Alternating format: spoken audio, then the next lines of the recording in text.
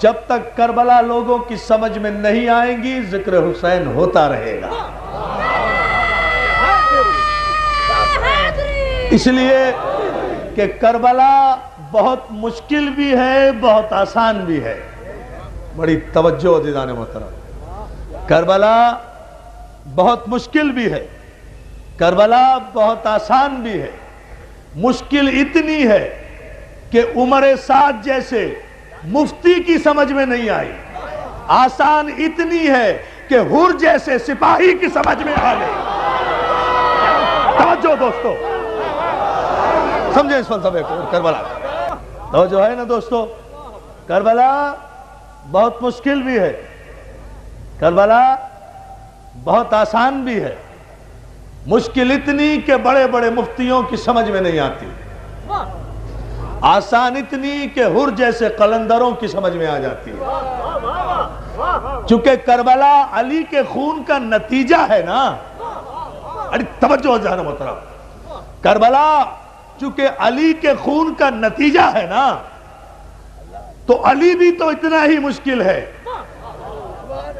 کہ اگر سمجھ میں آنا چاہے علی تو گلی میں چلتے پھرتے سیاہ لباس پہنے ہوئے، پھٹے کپڑے پہنے ہوئے فقیروں اور ملنگوں کی سمجھ میں آ جاتا ہے، اور اگر نہ سمجھ میں آئے تو دنیا کے امام مرتے مرتے مرتے مر جاتے ہیں، اور اپنے ڈیتھ اسٹیٹمنٹ میں امام شافعی رحمت اللہ علیہ اپنی تمام امت کو یہ پیغام دے کر چلے جاتے ہیں کہ امام شافعی مر گیا مگر اپنے تمام علم اور مطالعے کے باوجود یہ سمجھ نہیں سکا کہ خدا علی ہے یا علی خدا ہے۔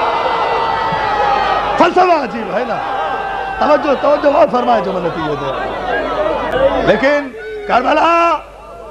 کربلا نام ہے معرفت قلب کا، کربلا نام ہے طہارت نفس کا، کربلا نام ہے بالیدگی فکر کا، کربلا نام ہے شرافت حسب نسب کا۔ پتہ نہیں آپ کیا سننے کے عادی ہیں، میں تو آپ کے ذہنوں اور سماعتوں کو ذرا سا آمادہ کر رہا ہوں آئندہ 9 مجالس کے لیے آج، اور آپ کو سلامت رکھے۔ کربلا نام ہے حسب نسب کی شرافت کا، کربلا نام ہے معراج علم کا، کربلا نام ہے نجات انسانیت کا،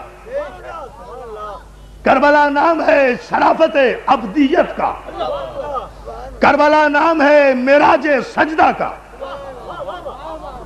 کربلا نام ہے حق بندگی الہ کا، کربلا نام ہے بنائے لا الہ کا، کربلا نام ہے دین کا، کربلا نام ہے آدم سے لے کر عیسیٰ تک کی نبوتوں کے تاج کو عزتوں کے یاقوت عطا کرنے والے شریف خون کا، کربلا نام ہے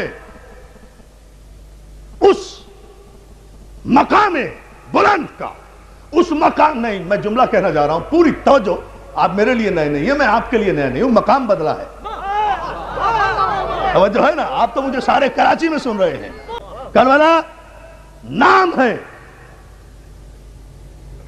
معراج بندگی کا، کربلا نام ہے کمال تعقل کا، کربلا نام ہے معراج تعقل کا، کربلا نام ہے میزان عقل کا، کربلا نام ہے منتہائے عشق کا، کربلا عقل اور عشق کا ایسا حسین امتزاج ہے کہ جہاں عشق آگ میں کود بھی پڑتا ہے اور عقل تماشا نہیں دیکھتی، تائید کرتی ہے، تائید کر۔ آپ نے غور ہی نہیں کیا اس جملے پر، صلوات بھیجیں مل کر سارا مجمع، عقل تماشا نہیں دیکھتی۔ دیکھیں میں یہاں سے مہدی بھائی ایک گریز ہے، وہاں اقبال نے کہا تھا، اس دیوانگی کی عقل کو کہا تھا کہ بے خطر کود پڑا آتش نمرود میں عشق، عشق تو صحیح کودا تھا مگر عقل نمرود نابالغ تھی۔ توجہ ہے نا محترم، عقل نمرود، عشق تو صحیح کودا تھا آگ میں جان خلیل تو آتش نشین ہوئی تھی صحیح، لیکن عقل نمرود نابالغ تھی، اس کی ناقص عقل کا فیصلہ، بڑی توجہ، ایک تاریخی جملہ نوجوانوں تمہارے لیے دے دوں گا، عقل نمرود کا ناقص فیصلہ، اس کی ناقص عقل اور خبیث ذہنیت کا فیصلہ یہ تھا کہ شعلے میں نے بھڑکائے، آگ میں نے جلائی، 40 میل تک اس کی تپش میں نے پھیلائی، پرندہ پر نہیں مار سکتا، یہ اب خلیل جائے گا، جا کر بھسم ہو جائے گا۔ نمرودی عقل کا مالک تھا نا، نمرودی عقل کا مالک تھا، اتنا نمرودی عقل کا مالک تھا، اس لیے سمجھتا تھا کہ معصوم کو آگ جلا سکتی ہے۔ یہ اس کی عقل تھی نا، جو سمجھتا تھا کہ معصوم کو آگ جلا سکتی ہے، شعلے اسے بھسم کر سکتے ہیں۔ یہ اس کی عقل تھی، یہ ہماری عقل ہے حسینیوں کی، یہ اس کی بے وقوفی کی انتہا، یہ حسین کے صدقے میں ہم نوجوانوں کا کمال تعقل، یہ اس کی حماقت کی انتہا کہ وہ معصوم کو بھی آگ میں ڈال کر سمجھتا ہے کہ جل جائے گا۔ یہ ہماری عقل ہے کہ ہم معصوم کا ماتم انگاروں پہ کر کے اس یقین کا اظہار کرتے ہیں کہ نہیں جلیں گے، نہیں جلیں گے۔ وہ دیکھیں فلسفے دیکھتے چلے جائیں۔ کربلا کمال عقل کی منزل ہے، کمال فکر کی منزل ہے۔ کوئی شریعت سمجھ میں نہیں آ سکتی جب تک کہ کربلا سمجھ میں نہ آئے۔ ابھی تک تو فکر انسان اس قدر بھی بالغ نظر نہیں ہوئی، ابھی تک تو تاریخ اسلام نے بچپن کی سرحدوں کو نہیں چھوڑا۔ نہیں، آپ نے غور نہیں کیا۔ ابھی تک تو تاریخ اسلام کے قاری نے اور پڑھنے والے نے فکری طور پر بچپن کی سرحدوں کو چھوڑا نہیں، آگے بڑھا نہیں۔ ابھی کربلا لوگوں کی سمجھ میں نہیں آئی، کربلا سمجھ میں نہیں آئی تو وہ شریعت کیسے سمجھ میں آئے گی جس کی بقا کے لیے کربلا بنی؟ کربلا بنی شریعت کی بقا کے لیے۔ کربلا تاج کی جنگ نہیں، تلوار کی جنگ نہیں، تخت کی جنگ نہیں۔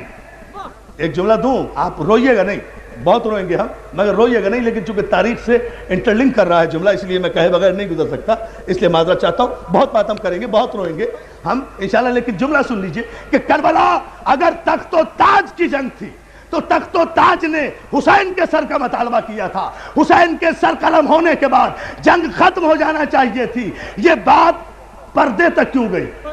یہ بات چادروں تک کیوں گئی؟ یہ بات خیموں تک کیوں گئی؟ بات کا جانا یہ بتاتا ہے کہ یہ تخت کی جنگ نہیں تھی، یہ تاج کی جنگ نہیں تھی۔ صلوات بھیج دیں محمد و آل محمد پر۔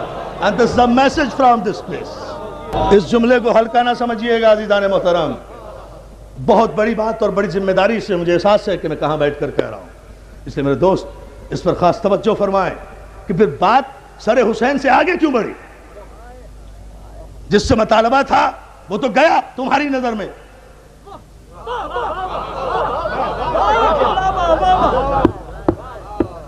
جس سے مطالبہ تھا بیعت کا وہ تو گیا تمہاری نظر میں، تو بات اس سے آگے کیوں بڑھی؟ اور پھر بات کہیں بڑھ کر رکی کیوں نہیں؟ یہ اب تک جاری کیوں ہے؟ یہ یزیدیت کراچی کی دیواروں پر نظر کیوں آ رہی ہے؟ توجہ ہے؟ یعنی بات رکی کیوں نہیں؟ کس حکومت کا مطالبہ ہے؟ کربلا کے اس فکر کو، اس پس منظر کو سمجھیے تاکہ بات سمجھ میں آئے۔ عزیزان محترم، مسئلہ صرف یہ ہے کہ کربلا کمال تعقل کی منزل ہے، یہاں دیوانگی کے عالم میں کچھ نہیں ہوا۔ Karbala is not an accident، Karbala is not an incident، Karbala کوئی ٹریجڈی بھی نہیں ہے۔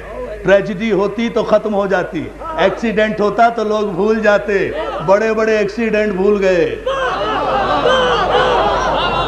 لا لا لا لا لا لا لا لا، توجہ ہے نا ادارے سے؟ کربلا مولا آپ کو سلامت رکھے۔ کربلا ایکسیڈنٹ نہیں ہے، انسیڈنٹ نہیں ہے، ٹریجڈی نہیں ہے، حادثہ نہیں ہے، حادثہ نہیں ہے۔ کربلا ایک شریعت کی وہ پناہ گاہ ہے، اللہ جانے کون قدر کرے۔ کربلا شریعت کی وہ پناہ گاہ ہے جہاں 1,24,000 پیغمبروں کی محنتیں آ کر سکون کا سانس لیتی ہیں اور تعظیم کا سجدہ کرتی ہیں۔ کربلا 1,24,000 پیغمبروں کی وہ آرام گاہ ہے، وہ سکون گاہ ہے کہ جہاں آ کر انبیاء معصومین کی روحیں سکون کا سانس بھی لیتی ہیں اور سجدہ تعظیمی بھی ادا کرتی ہیں، جہاں آدم آ کر یہ کہتے ہیں کہ اب میں سمجھا حسین کہ مجھے کیوں سجدہ کرایا گیا تھا۔